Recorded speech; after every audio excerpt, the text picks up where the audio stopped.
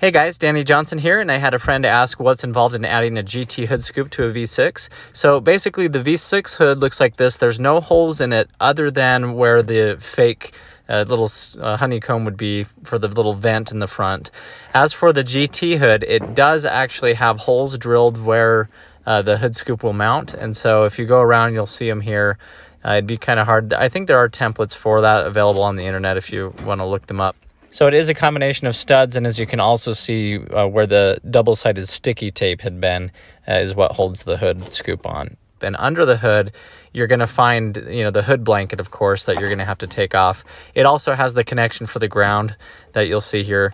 But anyway, once that's out of the way, you'll see where the holes are for the actual hood scoop to be mounted. So it does a combination of studs coming from the actual hood scoop down in and then bolts on the bottom side. And so here is what a hood scoop looks like here. As you can see on the back side of it, you'll see where it needs to go down into the hood. And so it has these studs that will go down inward, and then just the hardware that's taped here to the back of this is what you would need to fasten it. Super shout out to Justin SVT for letting us show you this on his project cars. Please check his channel out if you haven't seen it yet. He's working on putting some GTs back together. Anyway, thanks for watching. Hopefully you enjoyed this video. Please check the video description where I have a playlist of a lot of Mustang repair videos that you might enjoy.